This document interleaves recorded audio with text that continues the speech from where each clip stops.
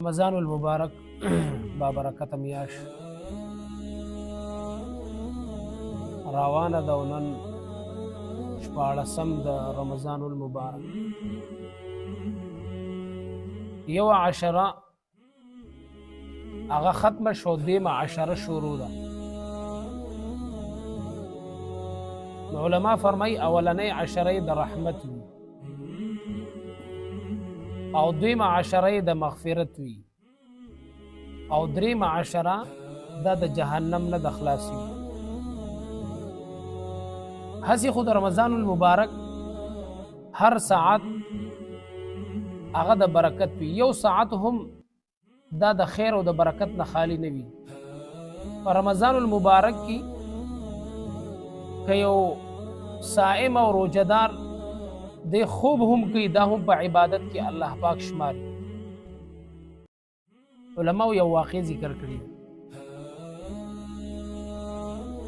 چې جمعات کې یو کس تلاوت کوي د قرآن پاک او بل کس د گیټ سره خواته ملاسته او روزدار دی دا چې کوم تلاوت کوي دی غیر روزدار دی او چې کوم خوب کوي ود دی دا روزدار دی علماء دا واقع لیکلي دي چې کله شیطان وسوسه اچي انسان ته په هر عمل کې کدی په موس کې هم شیطان وسوسه اچي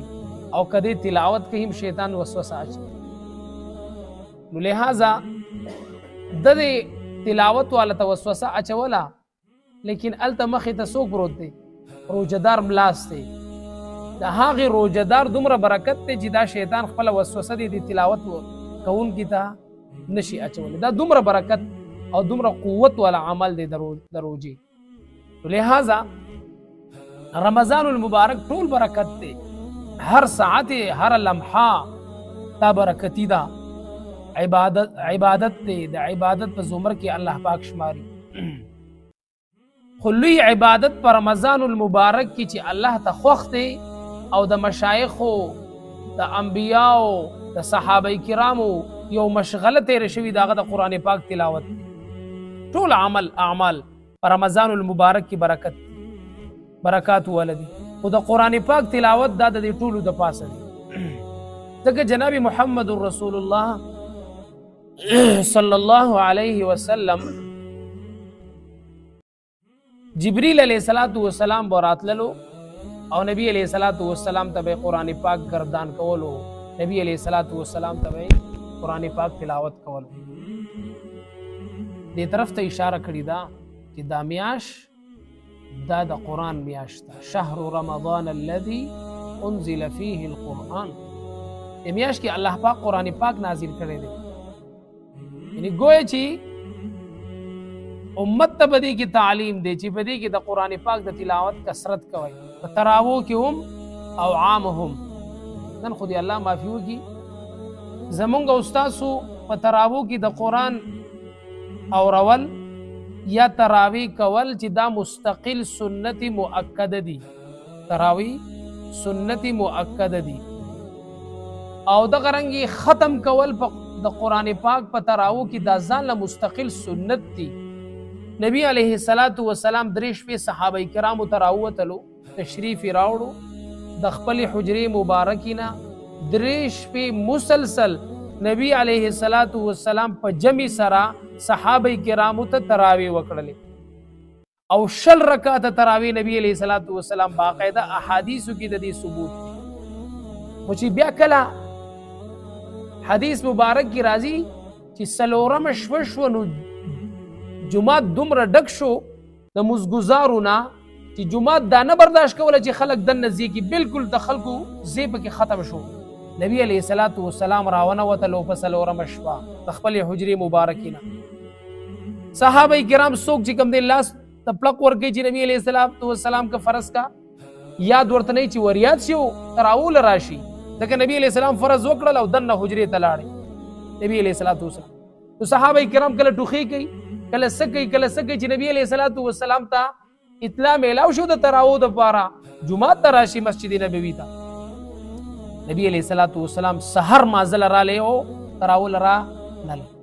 دي کې دا امت تعلیم چې که فرض که زه راوتی وي نو دا تراویح به په تاسو باندې واجب شوي او فرض شوي وي نو موږ او تاسو نن 15 وخته مونځ ته وارو پار خطا دي 15 وخته مونځ څوک په پابندۍ سره نه کوي د ژبې د جماعت سره او که تراویح به کې 60 رکعاته فرض شوي او په جماعت سره بیا به ګرانه وه که نه جي ډېره به ګرانه وه نو د دې وجې نه نبي علیه الصلاة والسلام په امت باندې مشفق او د امت د خیال وساتو نبي علیه السلام په څلورمه شپه راونوت دې نه دا معلومیږي چې تراویح مستقل سنت دي قرآن پاک هغې کې ویل مستقل سنت دي صحابه کرام رضوان الله تعالی علیهم اجمعین با د نبی علیہ السلام د دې عمل د وجینا د عمر رضی الله تعالی عنہ تر زمانی پوری بچا ځان له تراویح چا د جماعت سره څوک یو ځای ټولګي څوک بل ځای ټولګي عمر رضی الله تعالی عنہ راولګېدلو ټول صحابه کرام راجمع کړل او قاری القراء چې د صحابه کرام قاری ابی ابن کعب مخکې کو رضی الله تعالی عنہ صحابه کرام ټول داغه په امامت باندې راجمع کړل 60 رکعات تراویح شروع شوي په جمع او د جمعه دا مخکې نه هم کېدی لیکن په جمع او جماعت سره او په دوام او په استمرار سره عمر رضی الله تعالی عنہ دا شروع بعضې خلک وایي دا بدعت عمری دی نبی علیہ السلام فرمایي علیکم بالسنة وسنة الخلفاء الراشدین المهدیین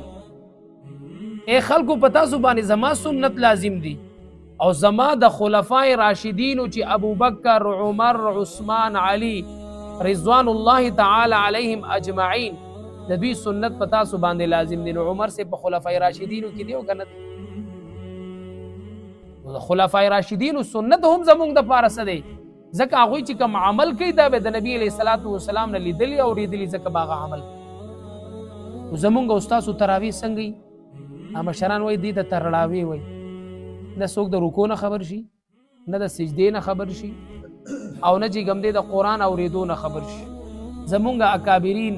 او زمونږ د احناف سره ده د دې په باره کې چې تراویح به څنګه کې او ختم القرآن به څنګه کې دې فتاوی عالمګیریه کې لیکلي دي چې څه طریقې هغوی ښودلي دي چې بعضې علما فرمایي چې د احنافو مذهب دا دی د امام صاحب چې په تراویح کې به په هر رکعت کې به 10 آیات ویل کېږي څومره 10 ټیک شو 10 آیات به ویل کېږي دا 10 آیات چې په تراویح کې قاري صاحب وایي نو په 13 ورځو په 13 شپو کې به دا د دې ټولو 13 ورځو د 13 شپو دا رکعتونه چې راغونډ کړي نو دا به څو ته ورسي شپږ سوو ته څومره ته جي 600 ته او د قرآن پاک آیاتونه 6666 دي 6666 لہذا نو بهترین ختم به په 13 شپو کې څه وکړي سرته ورسي یا بل قول دی فتاوی عالمگیریه ولا ذکر کړی دی چې تراویح په داسې طریقې سره پکار دی دا د احناف رایه ده چې د قرآن پاک 540 رکوعات دي څومره رکوعات دي څومره 540 اوس دا 500 په هر رکعت کې د تراویح په هر رکعت کې چې یو رکوع لوستل کېږي دا 540 رکوعات په بهترینی طریقې سره ولوستل شي او په 27 رمضان المبارک په شپه باندې به ختم راشي بهترینه طریقه ده وکنه شریعت یو خبره نه ده پریخي لیکن موت اسګو په ختم وګدي کې قاری صاحب څنګه چللې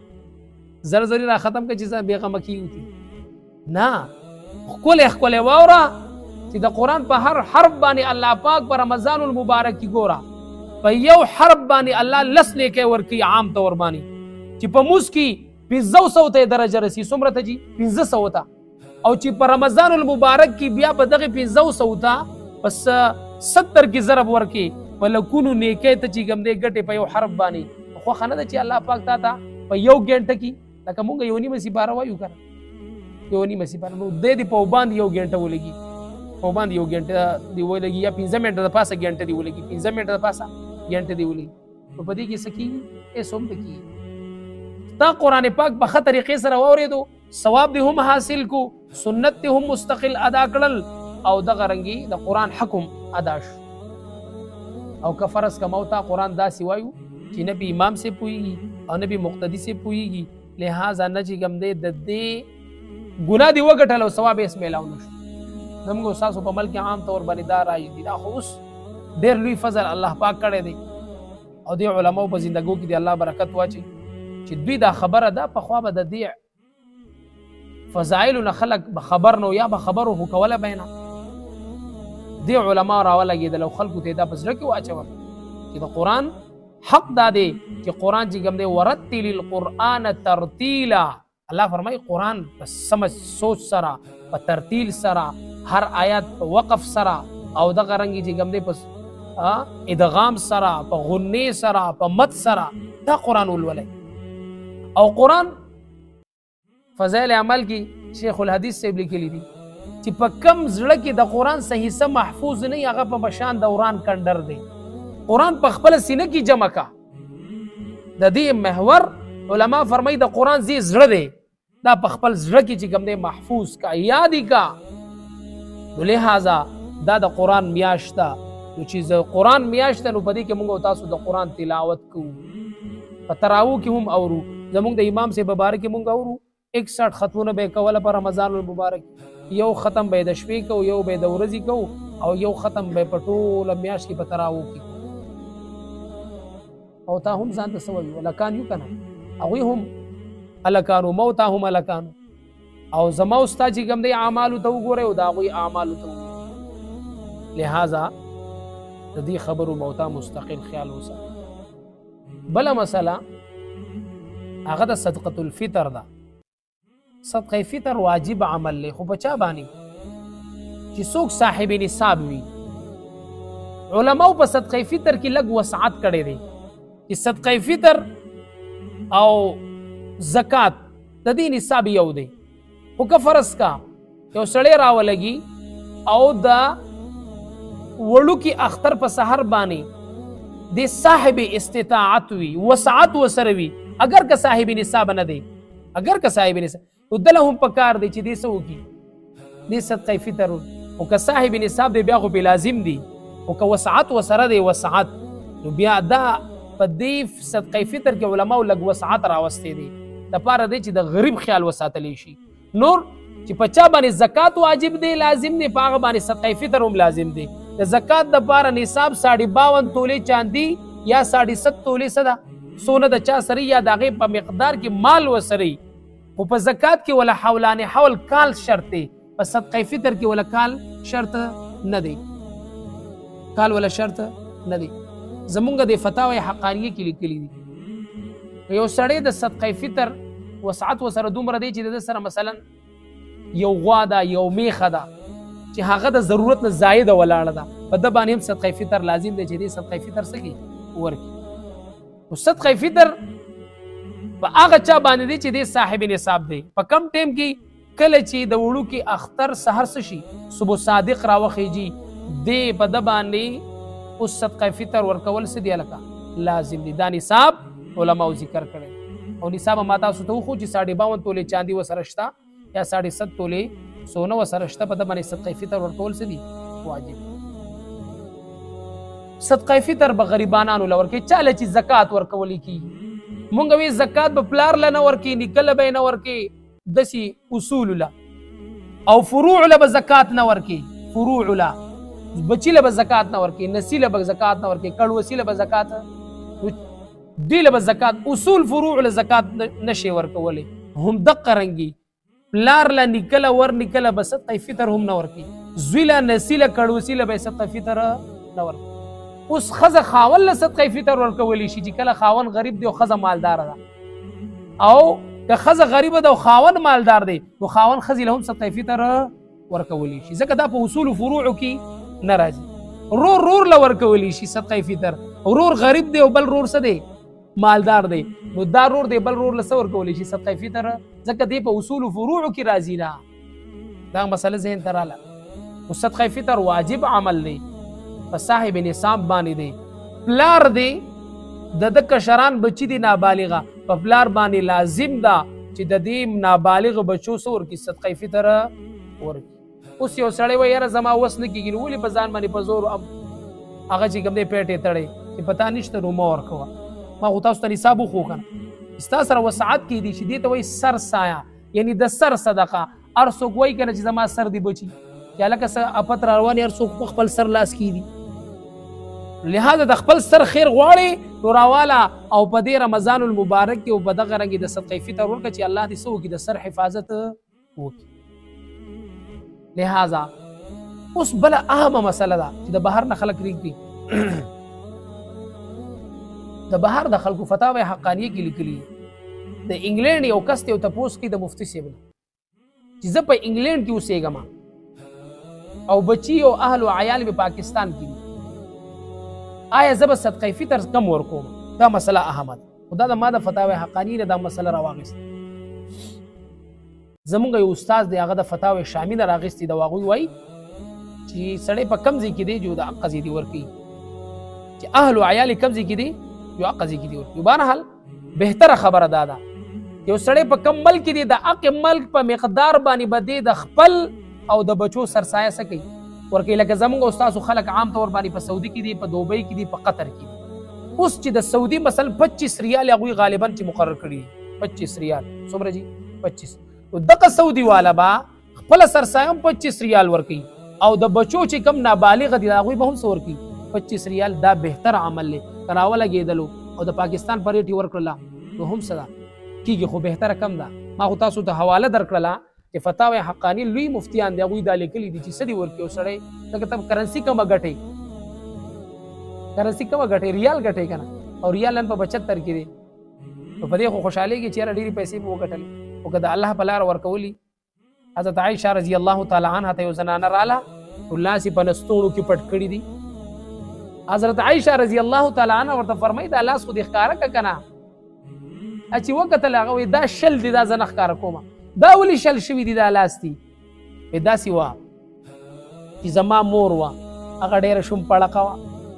نه به یې چاله زکات ورکو نه به یې چاله خیرات او صدقات. خو چا به وي چې د الله په رضا راکړه لرې شه دا زموږ دا کور تاسو ته داسې دغه ښکاري ایواني صدر ښکاري ځئ وځئ زموږ د کوره. خو چاله به یې څه نه ورکړو ډېرو شومو. یو پیر یې صدقه کړې وه چې د غوښې یو ټوکړی خیرات یې کړي وه او څه زړې جامې یې څه کړې وې صدقه کړې وې او وی پلار مې ډېر سخي و هغه به صدقات هم کول خیرات به هم کول. خلک وایي دا مولیان صرف د دې خبرو کوي، موږ له خو څوک صدقات نه په موږ کېږي هم نه سیدان ګورې ښه هسې نه چې وایي دا خبرې دوی ځان ته کوي. نه په موږ سرسایه کېږي نه په موږ زکات کېږي. الله دې موږ له وس راکړي چې په کروڑو روپۍ خرج کړو. زموږ خدا الحمدلله جذبه ده او الله دې وکړي الله دې داسې وکړي. بهرحال هغه چې کله خوب بیا چې کله دوی وفات شوې ما په خوب کې ولیدله مور مې ولیدله چې خپل عورت په حق زړو کپړو باندې پټ کړی دی او دقه د غوښې ټوکړه ورسره د هغه سټي. تنبیه الغافلین کې دا حدیث نقل کړی دی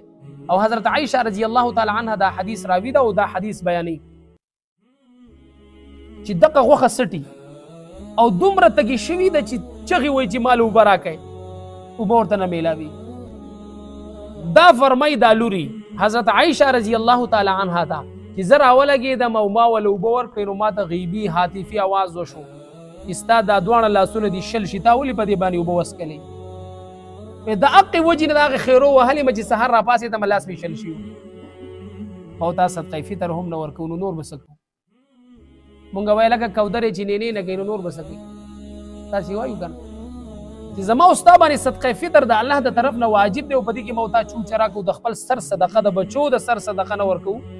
نو نور به مو تاسو یو داسې لوی لوی اکابرین دی. امام اصمعي د لغت ډېر لوی امام دی امام اصمعي. پخوا به د بادشاهانو د ځان سره لوی لوی علما کېنول فایده به ترې اخیستله. امام اصمعي فرمایي رحمه الله ما د پته ولګېدله چونکې دی د بادشاه د طرف نه په داسې څه کارونو باندې مامور و ما ته پته ولګېدله زه چې په کم کلي علاقه کې یم دلته یو کس دی چې هغه څه کوي هغه ډېر سخي دی او په خپله ډېر حاجتمند دی خو سخي دی. زه چې کله د هغه کور ته لاړم نو په دربار باندې سړی ورډولی دی ما ورته چې زه خو د دغه سره میلاوېږم د دې سخي سړي سره ما ته هغه په دربار باندې چې کوم سکیورټي والا ولاړ او ما ته وی چې هغلته مزه د هغه سره یې ستشتې چې څه پیسې ورسره جو ټولي څه کړي دي عام طور باندې دا څوکیداران که نه چې د خان صاحب سره خان سمایي یا چې کوم دی منسټر صاحب سره سیکرټري دی به د ټوله زیات غټ لړه شي دا ډېر ازارمني دا صاحب به د خپل کې څه نه خو دا به دې به دې ډېر کړي. په بهرحال هغه ورته هغه سره لکه وایي بس زه به هغه سره میلاوي څه ورسره نشته که زه تا ته وایم چې زه ورته بیا زور کړي. بهرحال هغه وایي ما لږ کاغذ راکړه. په کاغذ ورته ولیکله چې آیا د سخي په دربار باندې هم درباري وي، د سخي سړي په کور باندې د سخي او د شوم بیا فرق څه شو؟ دا ورته ولیکله چې د سخي سړي په دربار باندې څوکیدار نه وي، ځکه بیا فرق پاتې نه شو د سخي او د شوم. د سخي دروازه خو هر ټیم خلاص وي او کولا وي. بهرحال دا چټ چې ولیکلو هغه ته ورسېدو، هغه ورته بل بیک سایډ باندې ولیکله چې کله سړی قرضداري شي بیا درباري وردی چې څوک قرضدار یې رانه شي، څوک قرضدار یې رانه شي. بهرحال ده ورته ولیکله چې زه خو ډېر حاجتمن یم. دی ولیکل کاغذ او د هغې د پاسې 500 درهم یې ښودي او د هغه کاغذ سره ودلی ورکړل. نه 500 درهم نه، د 500 درهمو تیلی، د 500 درهمو تیلی وله هغه وله راویست او هغه یې وله ورکړل. د امام اصمعي دا تیلی د ځان سره راغیستی د دې چونکې د بادشاه په دربار کې د ده یو مقام و. نو دې فورا دا خبره چې دته معلومه شو چې دې د سره د حاجت او د خپل فقیرۍ نه دومره دې سخي دی، نو دا خبره د بادشاه دربار ته ویوړه. چې بادشاه دربار ته یې ویوړله هغه ته یې هغه تیلی وښووله. چې هغه تیلی ولیدله په هغې باندې مهر لګېدلی د بادشاه. وایي دا تیلی دې د کوم ځای نه راوړه؟ دا خو ما یو کس حاجتمن و زمانې خپل حاجت طلب کړی او ما هغه له دا اشرفۍ ورکړي وي، دا ته څنګه میلاو شوي؟ فورا دا سړی ما ته راوغواړه. دی امام اصمعي ورته وفرمیل چې بادشاه سلامت ماله ډېر هغه حیا راځي، دا ډېر لوی شخصیت دی چې دا سړي پسې زه څوک ولېږم او دې ستاسو هغه ته به یره محسوسه شي چې بادشاه زما نه څه غواړي. بادشاه راولګېدو بل یو کس یې پسې ولګېږو، خو دا ورته ووایي چې بادشاه وایي چې بې خوف او خطر زما در ته راشه، بې خوف او خطر، څه په تا باندې به څه ملامتیا او یره نه وي. هغه چې رالل او ورته تا زمانه بادشاه ورته تا زمانه یو حاجت طلب کړو چې زه ضرورتمن یم، فقیر یم، ماله پیسې راکړه، ما تاله درکړې، نو تا څنګه دې سړي له ورکړلې؟ هغه ته ډېره ښکلې جمله وکړه، ډېره بهترینه جمله. تا الله والا خلک دا ورته چې کله دا حاجتمن نو د ما د خپل حاجت چې کوم دی ذکر کو که نه، نو زما زړه دا ګواره ونه کړله چې یو سړی ستا در ته دې راشي او ستا د در نه دې څه لاړ شي، بېنوا لاړ شي. نو ما خپل حاجتونه او ضرورتونه وروسته وغورځوله، خو د ده دا حاجت پې مخې ته کو چې دې زما در او کور ته راغلی دی. ځکه یو سړی چې کوم دی، یو انسان، یو سپی څوک د خپل در نه داسې بېنوا نه لیږي، نو یو انسان د چا در ته لاړ شي هغه بېنوا لیږل، دا ماته چې کوم دی خپل نفس اجازت نه راغی. بادشاه سلامت اعلان وکړو لکه 1000 دینار دله په انعام کې ورکوي، 1000 دینار ولکه زما ورور عزتمند ده، که مو ته په الله غیرت وکړو، الله خو غیرتي بادشاه دی. که مو ته دا صدقه فطر د زړه نه ورکړو، عامې صدقات د زړه نه وکړو، الله جل شانه غیرتي بادشاه دی، هلته به زما او ستا سره هغه معامله وکړي زما ستا په وهم و ګمان کې به نه راځي. لکه د حضرت عایشه رضی الله تعالی عنها د دې واقعاتو د تاسو ته سبق میلاو شو. که ښه مال ورکړې د الله په لار کې، د هغې به تا ته الله هلته ښه صله درکړي، او که ناکاره مال ورکړي، یو کس چې کوم دی په خپل مال کې به زکات ورکړو، کمزوري چیلی به یې ورکوله. نو خوب یې ولیدو چې د ده دا ټولې ګډې بېزې په ده باندې راغونډې شوي دي او څه کوي، په ښکرو یې وهي او زرې زرې کوي. دا کومه کمزوري چیلی چې ده که نه هغه رالېږي او د ده دفاع کوي د دې کس، د دې خپل مالک.